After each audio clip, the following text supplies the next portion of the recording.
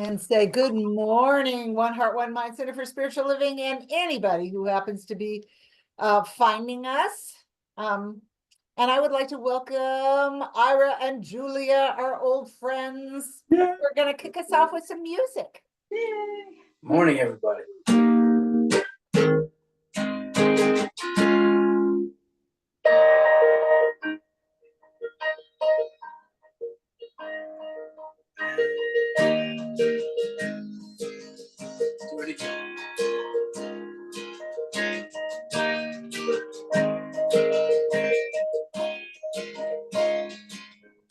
Spring has come again, coming like a friend. Flowers in its arms as an offering. Crying in the rain, laughing with the pain. Let it flow through and away from me. Winter gonna blow, summer's gonna show. Everything we know is an opening. Every time I wake up, there's a new day ahead. Get the chance to live before I lay down my head. When I'm wrestling with the weight of the world, can't let it keep me down. Won't let it keep me down. Won't let it bring me down.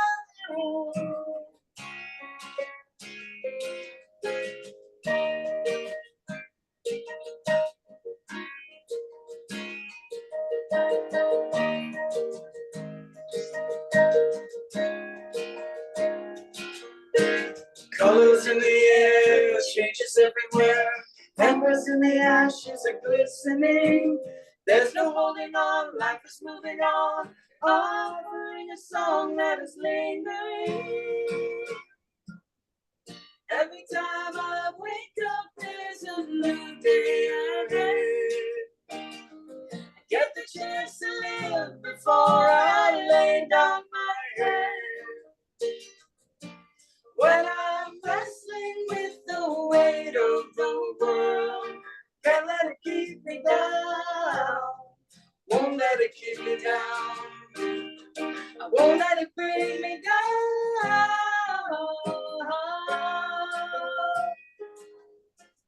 Finding what is still in the midst of the bitter chill. Morning is the mercy of welcoming. Everything we know is an opening. Everything we know is an opening. Every time I wake up, there's a new day ahead. Get the chance to live before I lay down my head. When I'm wrestling with the weight of the world, can't let it keep me down. Won't let it keep me down. Won't let it bring me down.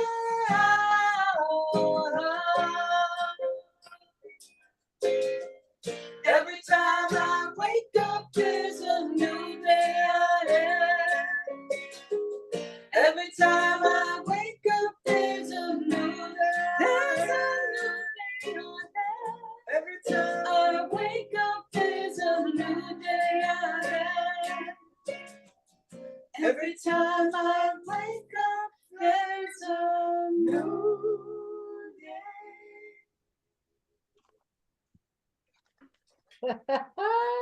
I love the lyrics.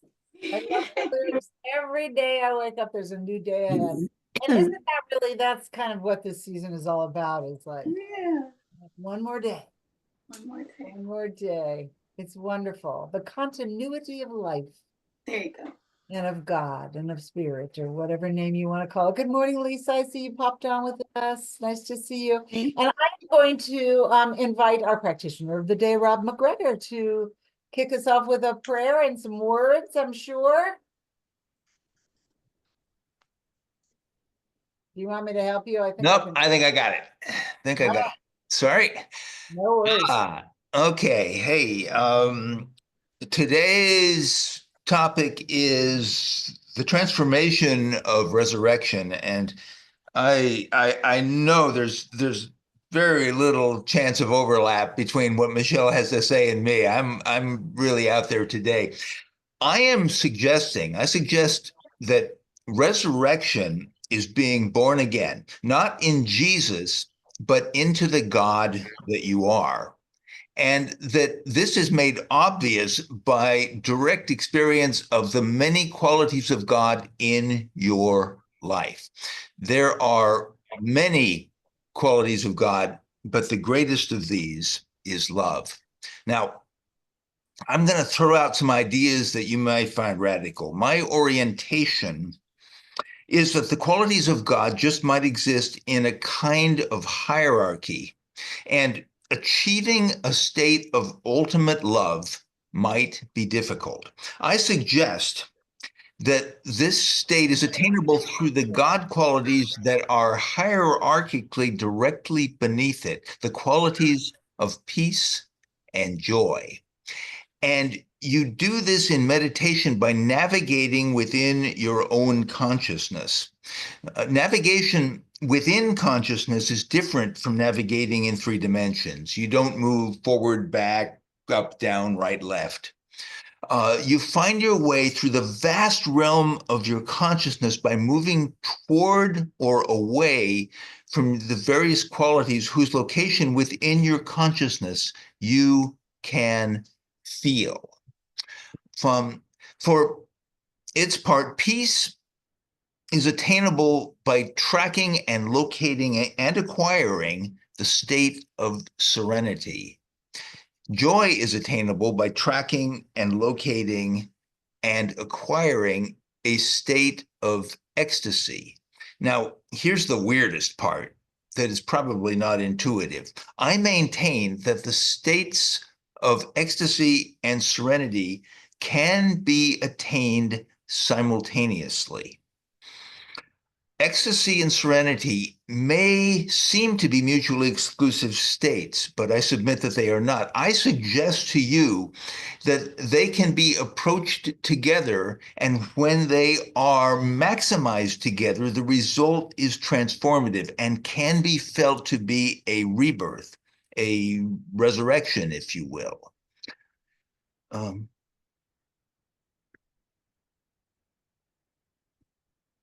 Now,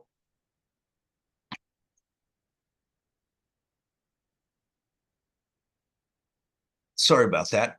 The more intention, the mere intention to experience ecstasy and serenity is enough to move you in that direction.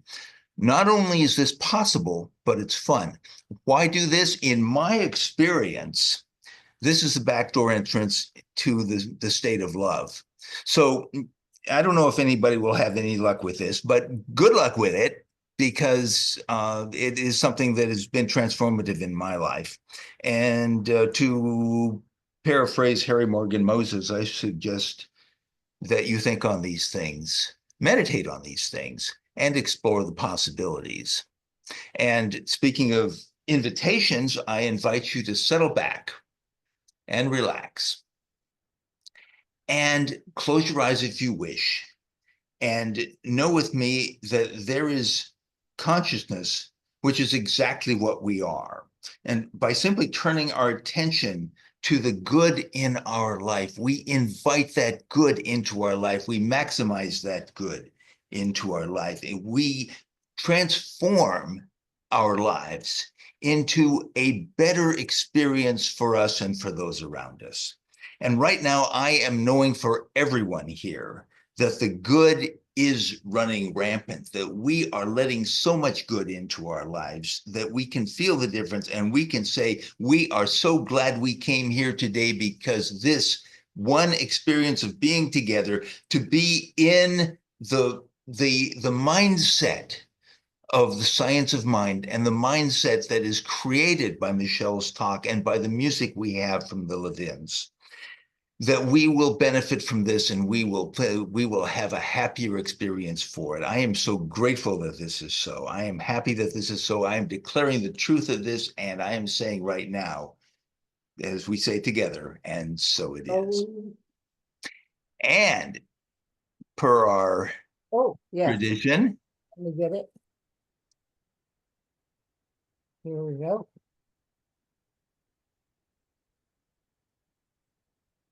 You've got butterflies. I got butterflies. Okay. Today I bask in the light of God. I see the light, joy, and peace of God shimmering in all things. I see the entire world aglow with light. I am light. You are light. There is only the light of God. I am so grateful, and so it is. Oh, it is. I got to tell you, Rob, you are in good company. I just listened to a podcast with Deepak Chopra, who is, wiser every time I hear him. And he said that all states of consciousness, we can hold all states of consciousness at once, that we can hold them simultaneously. So you're on track. And I thought that was a delightful explanation of resurrection. Isn't that what resurrection is moving us up into the new, into that shift in consciousness. Thank you for that. All right. Julia and Ira, aka Billy, are going to We are Billy. We're opening for the Levins. Trying out new band names. It's our new band name. We hope you like it. We are Billy. All right. That'll probably stick, actually. Better than It's a brighter day, brighter, brighter way. It's a bright, bright day. Well, all of us are crowded in a public place, singing a song we all knew. And as I looked around me from face to face, a vision of the future grew brighter. It's a brighter day, brighter, brighter way. It's a bright, brighter day. I was standing on the tracks and I was dragging my heels until I looked up at the sky. A heartbeat of birds like a wave on the sea, waving hello and goodbye. It's a bright day, brighter, brighter way. It's a bright, brighter day. It's a brighter day, brighter, brighter way. It's a bright, brighter day. We sang in a room, we sang a new song. When it was through, we all sang along. We don't need to wait for the end of the world. And when we need a revolution, it's right here, right now. It's right here, right now. It's right here, right now. Give me love, give me love, give me peace on earth. Give me life, give me life. Keep me free from blood. Give me hope, help me cope with this. Let me know, trying to touch and reach you around heart and soul. It's a bright day, bright, bright. It's a bright, bright day. It's a bright day, brighter, brighter way. It's a bright, bright day. It's a bright, bright day. It's a bright day.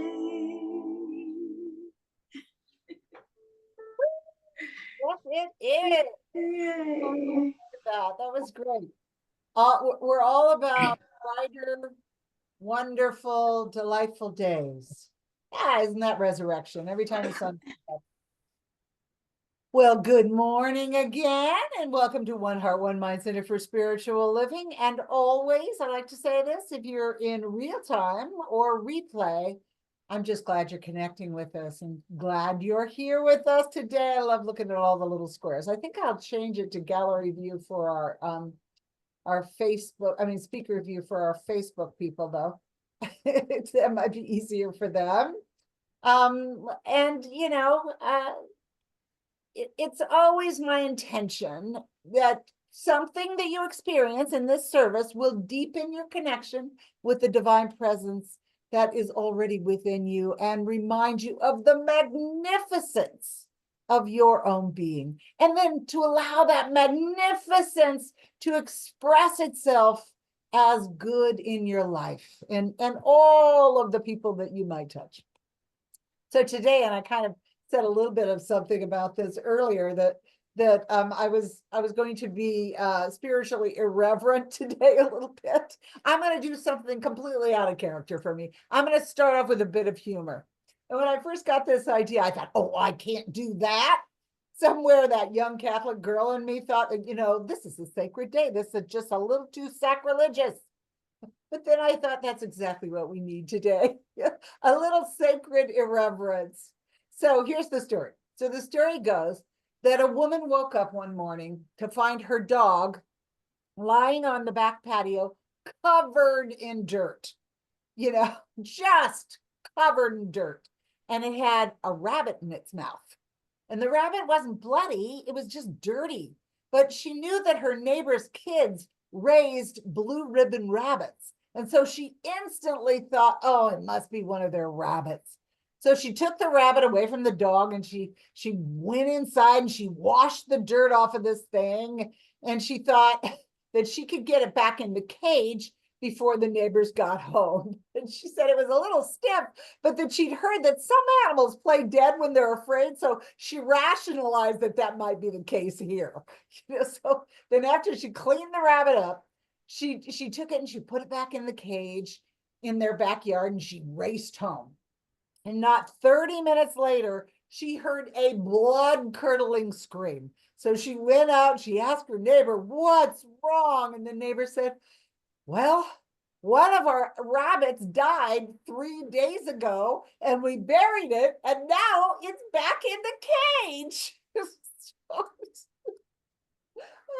love that it was 3 days.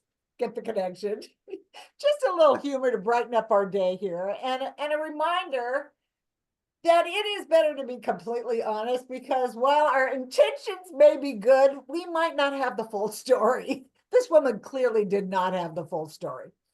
So I was listening to a podcast of Deepak Chopra, and he said there is absolutely nothing that does not contain within it the potential to be joyful. So we can be joyful even with a dead rabbit. So last week I spoke briefly about spring as a wonderful metaphor for life and how it demonstrates so beautifully the continuity and the constancy of life. Spring kind of establishes the perfect environment for new life to emerge, through the shifting and the turning of our planet. It creates the perfect environment for the buds to come out and the bulbs to start, for everything to begin growing, just to burst forward. And just as the shifting and the turning of our own consciousness to align with our divine nature creates the perfect environment for something new to emerge from the infinite potential of God that's within us. And so as the sun makes ready the environment for spring, so we can make ready our own internal environment. Is pretty much what Rob was talking about, tending that soil of our own consciousness by putting out the welcome mat, for God's infinite givingness to express through us And the truth is life never holds anything back. It's always willing to offer up the next stage of our unfoldment, and it shows up in different ways, right? Just like the earth becomes ready, willing, and open to life's vibrancy and its diversity, we can do the same. Spring is just a perfect metaphor for opening up to that greater yet to be. So I realized as I was preparing today's message that this really is a very sacred time of year, which is why I started the story with levity, because the word sacred can feel a bit solemn. And sacred doesn't necessarily have to be solemn. Sacred can be light and uplifting and celebratory. It often is, just like the arrival of spring. And in spring, as I have discovered this week, there are so many celebrations through many different spiritual traditions. And it seems to me that all of these, as I was reading about them, it seemed to me that all of these celebrations, they intertwine. They're all grounded in the same spiritual principles. Each one is calling us to a deeper realization of who we are of God, to resonate in that place. They're all a call to identify with our divine heritage, to forgive our past, to face what's right in front of us, and to create the perfect environment for the continued unfolding of a fresh new expression of God in our own lives, in the world, for our good, for the good of all. So just kind of review a little bit. Last week, our Jewish brothers and sisters celebrated Passover, which is the celebration of liberation, as the story of the Exodus is told during the Jewish Seder. It's the story of the journey of the Israelites as God leads them out of slavery and out of Egypt.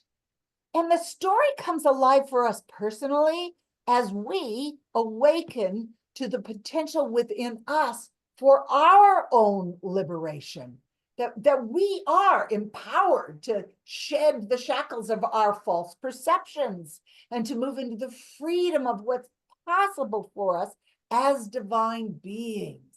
It's the same idea that came from Ernest Holmes, our founder, when he said, one of my favorite lines, I use this all the time, we are bound because we are first free. The power which appears to bind us is the only power in the universe which can free us. It's the same power. It's always there. We can use it any way we want.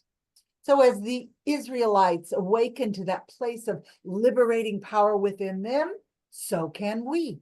By shifting our perceptions from bondage to freedom, it's already in us. We don't have to go anywhere or do anything. As Rob reminded us again, we don't have to move around in the linear world. We just move in consciousness. And last week was also the celebration of Palm Sunday in the Christian world, which is the commemoration of the day Jesus rode into Jerusalem on a donkey, humbly, not with arrogance or superiority, as he faced what was a pretty uncertain future. It's a symbol of overcoming, not the overcoming of the outside world. Wasn't trying to overthrow the Roman Empire right there, but the overcoming of fear and the idea that anything is more nothing is more powerful. I'm sorry, I'm tripping up my own words here. Nothing is more powerful or more constant than the divine presence, and that no human circumstance can change that. Our divinity is constant and unchanging. And on Palm Sunday, this theme comes alive for us personally when we're willing to face our human experiences, whatever they look like, and to trust in that constancy of God and in the power of God seated within each expression of our life. I mean, everything is an expression of good, even sometimes when it looks in contradiction to it. Underneath, there is something trying to rise up. Love is always trying to express itself more fully, and it will get everything out of the way. And I'm going to go back to Rob again. Rob said something a while ago that has stuck with me always. Good always prevails. The truth of that really resonates within me. Good always prevails. It is the nature of the universe. And last week, I promise I will get to this week. Last week was also the celebration of the Sikh festival of, let me see if I don't want to mess up the pronunciations. It's Vaisakhi. Vaisakhi represents rebirth, or we could say resurrection, through our commitment to spiritual truth, to recognize our oneness to God and to each other. Vaisakhi is the celebration of our communion with all of humanity, and it's often expressed in this Sikh tradition as seva, or sacred service. It's a day of renewal and recommitment. And honestly, I'm sensing a theme here, a theme of liberation through embracing what is, and transformation through a shift in our personal perception, an acknowledgement of what is inherently possible for us, and not in isolation and through our own human abilities, but through our conscious alignment with universal principle, with God, and the sharing of that good with all people, our entire human family, heck, the entire creation of God, which is everything. And as we serve others, we serve ourselves. That's really the theme of these holidays that we're talking about last week, which leads us to this week's trifecta. Today is Easter, which is traditionally in the Christian world the celebration of the resurrection of Jesus after his crucifixion on the cross. But for us, as metaphysicians, it symbolizes not just a single moment in the life of Jesus, but a recognition of a lifelong journey of rising up, step by step, breath by breath, into our fullest divine selves, and unfolding of our infinite nature through a constant process of daily transformation. And I'll speak more about Jesus in a minute. But I want to mention a couple more celebrations that happened this week. One is called Ridvan, which is the Baha'i celebration called the Festival of Paradise. And it commemorates the 12 days that Baha'u'llah, who was their founder, spent in the Garden of Ridvan. In essence, it reminds us that the divine truth unfolds progressively and not necessarily all at once, and that each soul is always in the process of ongoing revelation and transformation and resurrection into who we are again, in God, again, unfolding, uncovering, revealing. And the next week is on the 22nd, we celebrate Earth Day, which is kind of a holistic planetary prayer, if you will, for our physical mother, the Earth. And again, it speaks to the patient rhythm of life expressed in the natural world, where real change takes root slowly, where healing is seasonal, not instant. And together, all of these holy days affirm, well, at least for me, this is the way I'm reading it, that there are no shortcuts to wholeness. The transformation and resurrection don't actually come in a flash. Even Jesus was 3 days in the tomb. There is no quick fix or fast track there, especially in our human experience, because we experience things in a linear fashion, and they do tend to take time and be more incremental, coming with steady intention through our spiritual practice and with a commitment, and this is important, to root our daily choices, moment by moment, breath by breath, in God's love. The tomb doesn't open in an instant, and a tree doesn't grow overnight. A heart doesn't heal in a day, but in sacred time, in sacred trust, everything transforms and everything is resurrected. And all these sacred celebrations are grounded in spiritual truth, in the goodness of life, in the levity and the lightness and the love and the constancy of life, and expressed through the diversity of life and the giving and receiving of infinite love. Life is forever and ever unfolding, as Holmes liked to say. So this is a good time for another story. I like to break things up with a little story here and there. There's a story in a book that I ran across entitled From Strength to Strength. It's by a man named Arthur Brooke. And he articulates the idea that I think all of us have heard before. It's pretty common, that it isn't a new idea, but so applicable. So Brooks writes that he was on a trip to Taiwan and he visited Taipei's National Palace Museum, which apparently holds one of the greatest collections of Chinese art and artifacts in the world. And he hired a guide to show him a few of the famous pieces and to explain their significance. So Brooks writes that little did he know that one remark his guide gave him would change his entire life. That happens sometimes. Have you ever heard one thing and you went, wow? So anyway, they were looking at a massive jade carving of the Buddha from the Qing dynasty. And his guide kind of offhandedly remarked that this was a good illustration of how the Eastern view of art differs from the Western view. And when Brooks said, how so? His guide answered, what do you think of when I ask you to imagine a work of art yet to be created? And Brooks responded, well, an empty canvas, I suppose. Right, said his guide.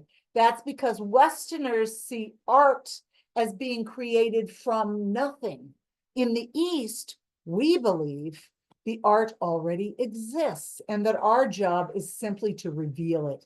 It's not visible because we add something, but because we take away the parts that are not the art. And this is the foundational spiritual principle of all these springtime celebrations.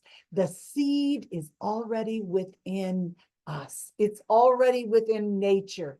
You know, I love that. I return to this often. Holmes's idea that we have within us the seed perfection. The seed is already in us. We need to return to who we were before we added all those human ideas, all of our human perceptions and identifications, and allow our true nature to reveal itself through the experience of our humanity. How many opportunities do we get to reveal that through the things that come our way? So many. So because Science of Mind is Christian-based, even though in Centers for Spiritual Living, we honor all paths to God, Ernest Holmes' foundation was Christian. He was raised Christian, and he used the template of Jesus's life as a foundation for the Science of Mind teaching. He incorporated other things too, but there's a whole chapter on the teachings of Jesus. So this was important to him and foundational, and it became the template for many of his spiritual principles and ideas. So Holmes said that Jesus's life is, and we all know this, we've heard this one before, is not the great exception, but the great example. And when we look at the statements that are attributed to Jesus, who knows how pure they are, we don't know, we can see why Holmes found his life to be a template for how to live. You know, such a great example of living spiritual principle. So let's look at some of the main ideas for the teachings of Jesus. So before I do that, I was reading something written by Reverend Scott Aubrey, who I love. I get emails from him every week. And he writes often about, he's very grounded in Christianity, I think, but, you know, progressive and not in a traditional sense. But he writes and speaks about Jesus often. And he wrote this one thing that really reflects my personal view of Jesus. And at first I thought, oh, should I say that? It might be sacrilegious, but I'm going to read it anyway, because it really does kind of speak to what I believe about this figure of Jesus. So Aubrey wrote, Jesus is my all-time hero. His life and teaching are so much deeper than the prevailing view presented in fundamentalist Christianity. And I do not want this version of Christianity to continue to be this country's excuse for a kind of world arrogance. Oh, yes. Nor do I want the life and teaching of this prophet held up as merely an escape from the boogeyman. This is how I feel about using the life of Jesus as a template. He is so much deeper than using it as, oh, well, we believe this, so we're all better. That is not what Jesus was about. I do not personally believe, or any great prophet. So all I got to say to Scott is mic drop. That's powerful. And I completely agree with him. Jesus' teaching is just rich. It's based in love and forgiveness and equality and service. Jesus taught that life can be the sweet, I used this line in the meditation today. It's just the sweet field of energetic love.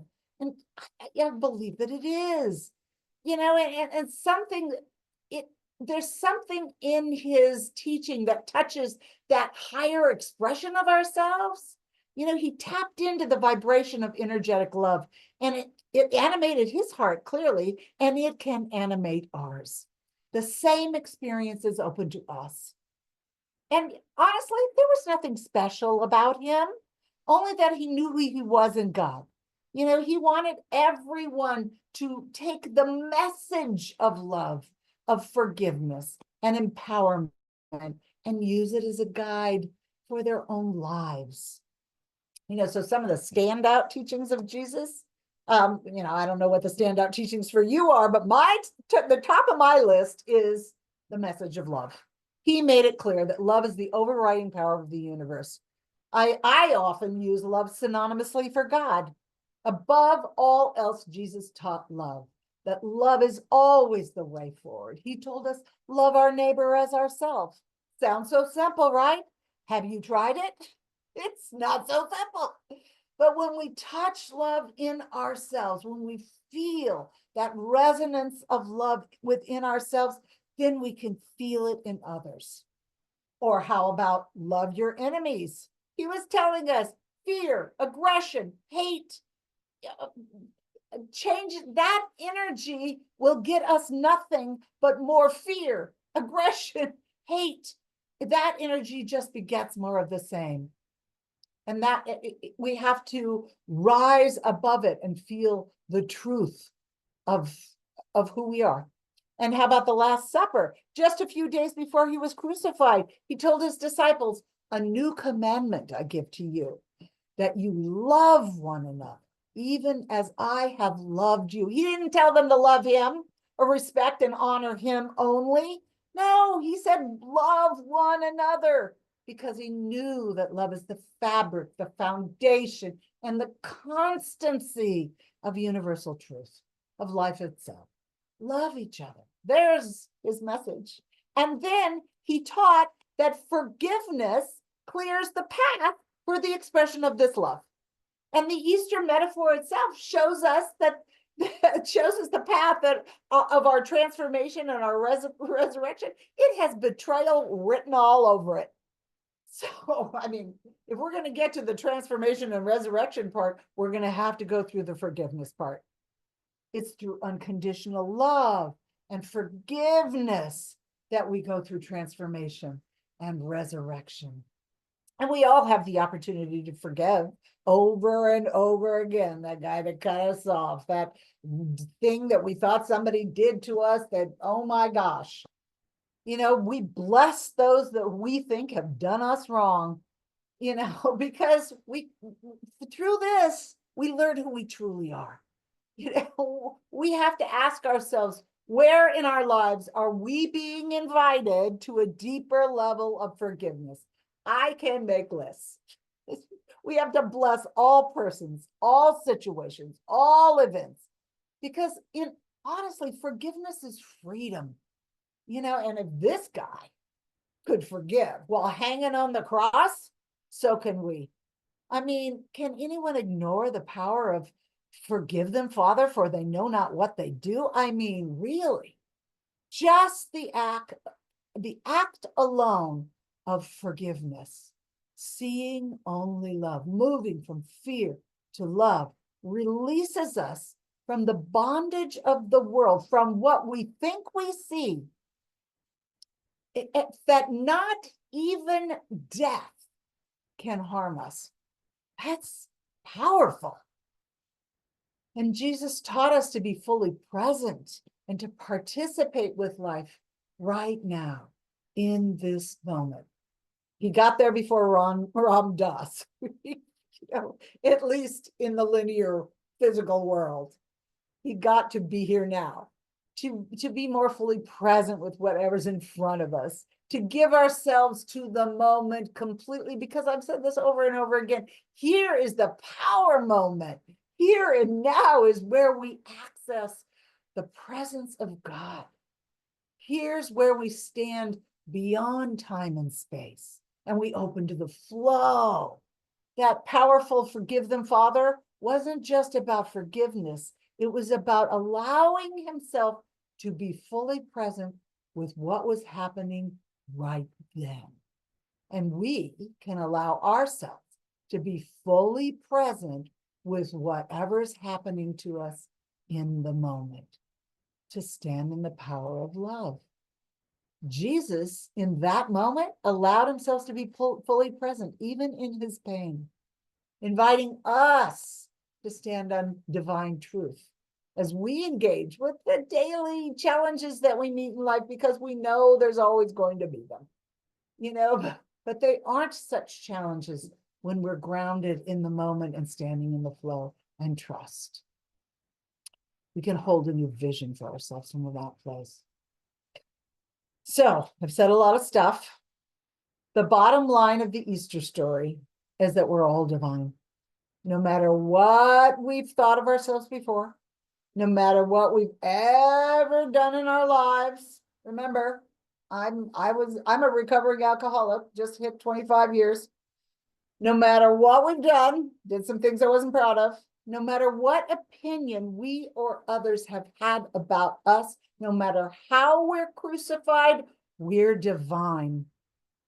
And our magnificent divinity is eternal and ageless and deathless.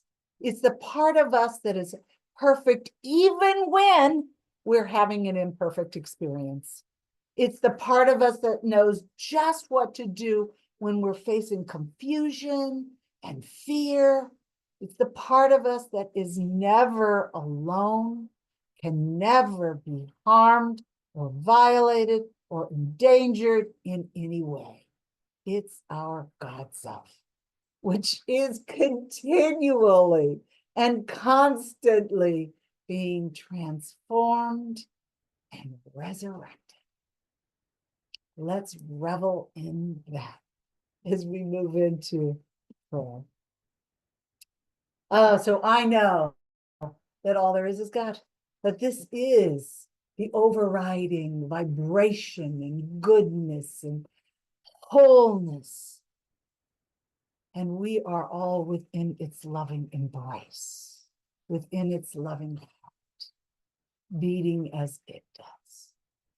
So I speak my word for and about each and every person that is on this call and each and every person that is not. I speak my word, my powerful word, backed by the vibration of love and goodness and life, that each and every being on this planet, indeed our mother herself, is infused and raised up into the infinite vibration of God's love and grace and goodness and life.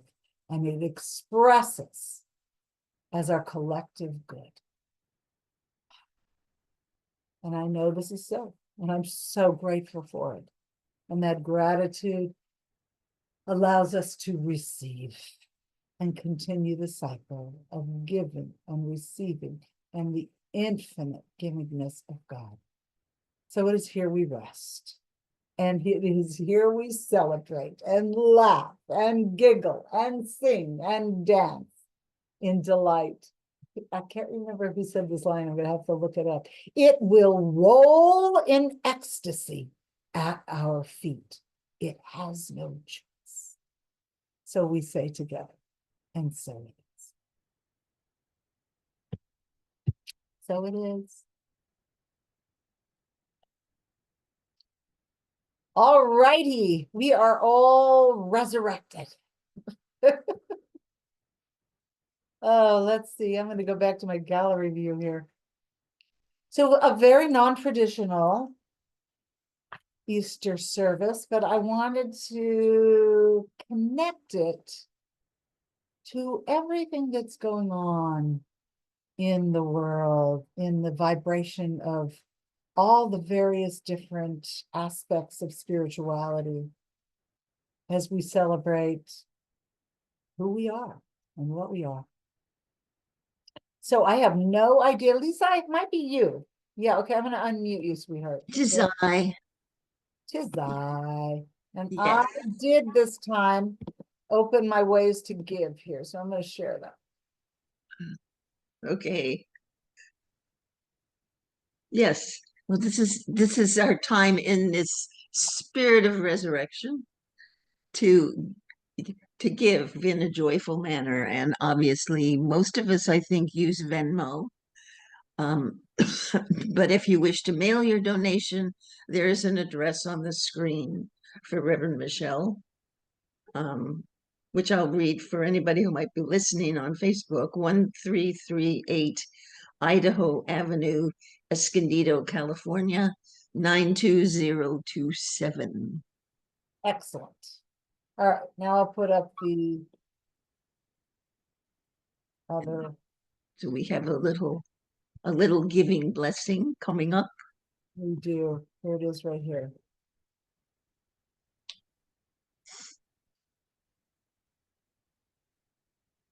So could say together, everything flows from the nature of God's good. We give and receive from this flow in gratitude and love. We rest in the infinite giving nature of spirit. And so it is. Oh, thank you, Lisa. And I'll come back to you in a minute for Okay. the benediction. Meantime, I don't think we have a whole lot. Oh, that's an announcement. We're doing our regular Monday prayer group, which has really become a nice respite in our day. Tuesday, we're starting a new book called The Universe Has Your Back by Gabriel. I can't remember her last name. But it is in the e-newsletter, or if you have questions, text me or email me or something. And then just our regular Sunday service. And then on May 4th, Sunday, May 4th, which is not this Sunday, but the following Sunday, because I'm on the Poway Interfaith team point, I'm the chair of an event that we're doing at St. Bartholomew's Episcopal Church in Poway called The Essence of Prayer, Insights Through Interfaith. And I have 8, as I've told you before, 8 different denominations. I have a Sikh person who's Amardeep, nice guy. I have an imam, a Muslim imam. I have a Buddhist nun. I have, I had a Jewish cantor, but she canceled. So I have another Jewish couple that are going to talk about prayer through their tradition. Who else? I'm missing some people. New Thought.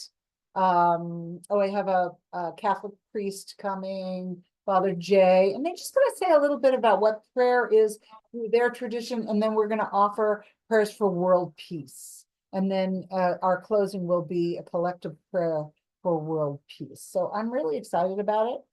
So if you're in the area, it's in Poway. And if you're not, we are Zooming. So I will post the Zoom link for that, for anybody that wants to attend by Zoom, because one of the ladies that's on the committee to plan it, she actually lives in Eureka. So she's going to be running the Zoom link. So there's that. And I think that's about all we have. Oh, way heads up. We will be back at Home Center for Spiritual Living doing another collaborative meeting there on the first Sunday in June, which I neglected to look and see what date that is, but I'll give you a heads up. It's the very first Sunday in June, and that's what we'll be doing is every other, I can tell you what it is. It will be the 6th, June 6th. And we'll be doing that in La Mesa with them. And that's pretty much all I got right now. So now I'm coming back to Lisa to give us our benediction. Okay. So let's take a nice deep centering breath and know that I am so grateful for this service. And I know this service has been blessed by the music of the Levins, the wonderful challenge for our thinking and feeling by Rob, and the also wonderful sermon by Reverend Michelle, reminding us of the real meaning for us of Jesus and the fact that he was not the exception, but the example. And I kind of like to think of him as almost like a really smart, wise big brother. And so as we move on into our day, we can move on with joy, picking up the energy of all of the people of faith who today are celebrating in a joyful manner and creating a higher vibe for our world by virtue of their prayer and joy. And I know that each one of us has the opportunity today to have our own joyful celebration, whatever it may be. And so I am grateful to know that this is true for each and every one of us. And I release my words into the law, and we release them but together by saying, and so it is. So it is. That was beautiful, Lisa. Thank you for that. I'm going to go ahead and stop our Facebook stream. So goodbye, Facebook people. Have happy Easter. All right, now we're still recording, but we're not on Facebook. So no copyright infringement here. That's good. We just picked this song. We thought it was a very good way to end any service, But especially today. especially today. Lovely job. It was just lovely. Want to just start with the no? Nope, we'll get a rhythm going first so we can all groove together. There you go. What the world needs now is love, sweet love. That's the only thing that begs just too little love. What the world needs now is love, sweet love. No, not just for some, but for everyone.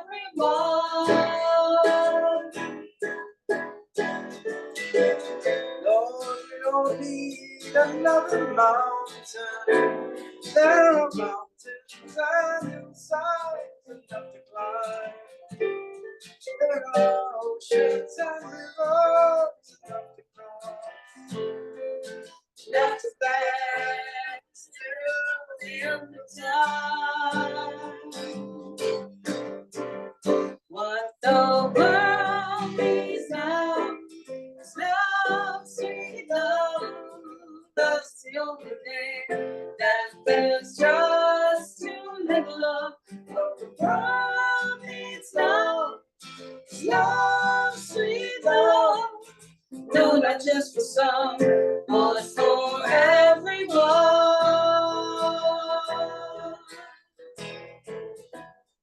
Lord, we don't need another meadow. There are cornfields and wheat fields enough to grow. There are sunbeams and moonbeams enough to shine. Oh, listen, Lord, if you want to know what the world needs now is love, sweet love. That's the only thing that there's just too little love. What the world needs now is love, sweet love. No, not just for some, but for everyone.